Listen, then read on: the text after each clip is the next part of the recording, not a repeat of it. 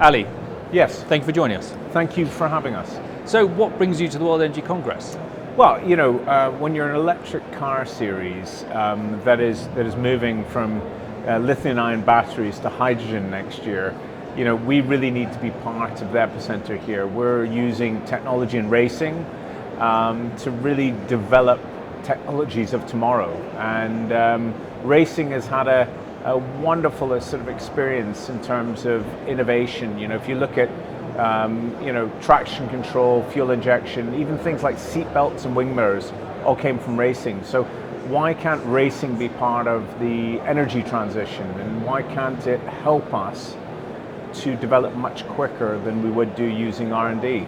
So what are the lessons, and how do you move that R&D from racing into Civvy Street? Well, first of all, you have a platform. We're the platform, so all of our cars are very, very similar, and then we allow certain elements of the car to be developed by manufacturers and by teams. And so what you're doing is you're focusing not on the shock absorbers or not in the aerodynamics of the car like F1, but more around the drivetrain, more around the fuel cell, and those areas of the car that are being electrified. Electrification, we've all seen Teslas, they're very impressive cars, but there's no doubt that the industry has to evolve and develop, and the autonomy of the electric vehicle needs to improve. And what we think hydrogen will be part of the solution moving forward. And so Extreme H is our new platform, which we will start in April 2025. And how quickly do you see the developments that you see in motorsport go into sort of commercial use? Well, if I look back at my experience, I got involved in setting up the FIA Formula E series around about 10 years ago. And at the time, the challenge the series had, to be frank, was that you needed two cars to finish the race. So in halfway through the race, the driver would drive his car into the pits, jump out and jump into another car and drive away. And in 3 seasons, we were able to work with battery regeneration through braking, so to move from around about 30% to an efficiency level of 98 and 99%, and also on the energy densities of the cells and the batteries. And those two developments allowed us to move from 2 cars to 1 car in 3 years. Now, a lot of the manufacturers involved, whether it's Porsche, whether it's Jaguar, whether it's Mahindra, whether it's NIO, whether it's Nissan, those manufacturers have been able to take elements that they've been working on in Formula E and innovate into their cars. And we want to have the same impact on the hydrogen industry. We don't think it's the end for the electric vehicle at all. We think it's just the beginning, but there's different solutions. So whether you're in the Australian outback or you're in the city centre of London, you should be able to get on transportation which has zero emissions. And we're part of finding those zero emission technologies far quicker than we would do through R&D. And that competitive nature of teams fighting it out to be the quickest, to be the best, means that we innovate far quicker. And do you think that sports like this inspire people to go green, become more sustainable, and actually do more for the planet?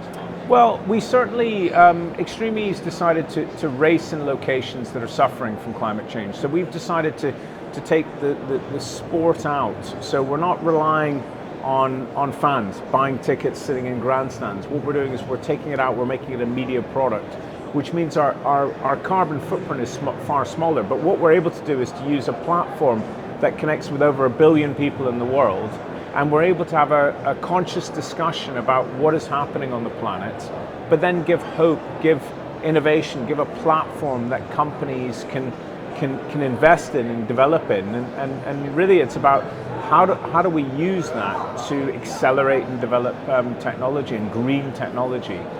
So I feel quite positive about it, and the fact that it's unbelievably good sport with the likes of Lewis Hamilton, Nico Rosberg, Jenson Button, McLaren, Andretti, even the greatest of all time, Jimmy Johnson, who's an all-time great of NASCAR, has got involved. So what I always talk about is we've got the Avengers assembled from the Marvel films. We've got the best motorsport talent from around the world racing in these 5 races a year, or 5 race locations a year. And those can be in Greenland or the Atacama deserts, or in the middle of the Middle Eastern deserts. So what we're able to do is create a number of different environments, the harshest environments, and test sustainable technology. Make sure that it not only can exist in these harsh environments, but also can perform and can develop, and that we can learn from that. And which part of this personally excites you the most? I think it's the communities, and I think it's the fact that we connect communities across the world. I think we democratize motorsport because we don't need to go to a location that spent a huge amount of money on a track, like a Formula One track. We can go to some of the smaller countries around the world which maybe don't have as developed economies, and we can help them to tell their story. And I think, in each location we have a legacy project where we work with education, we work with rewilding, we work with protection of animals. And those local projects, we get the drivers to come along, we get them to go through what is the issue. We're guided by climate scientists from Oxford and Cambridge, so we explain the problem and we talk about some of the solutions, and then we get involved. And the drivers have to sing for their supper, so they not only have to race on a Saturday and a Sunday, they also have to plant mangroves, teach in the schools, get involved in the projects in a very meaningful way. And I think there's definitely a feel good on that, and that's, I think, the difference between our sport, which has been created for purpose, and maybe some other sports around the world that try to be sensitive on their carbon emissions, but maybe miss the opportunity to communicate to the vast audience that we're able to. So obviously this year's theme is redesigning energy for people and planet. What does that mean to you? For me, it's about this single move that we've got to be the first hydrogen racing series in the world. When you talk about hydrogen, most people think of it being explosive. And the role of motorsport is to show that you can have this performance. It can be sexy, it can be driven by men and driven by women. And at the end of the day, when there are crashes, that it's safe, that this technology can be made safe, and we can use it. And if we can use it in these harsh conditions, then I can use it in London, Edinburgh, Rome, New York, Hong Kong, Beijing, Adelaide. It's global in its nature, and I think that's what makes it so resonate so well with me personally. So it's an exciting time for Extreme E and then Extreme H. Yeah, it couldn't be more exciting. And the one thing I didn't mention is we've also changed from a social side. Who's driving these cars? We're able to give women the same accessibility to technology that the men have, and they're getting in the car with some of the greats of all time. Well, we're excited to follow you next year and see what happens. You'll be welcome at any point. Thank you, Ali. Thank you very much for joining us. Thank you.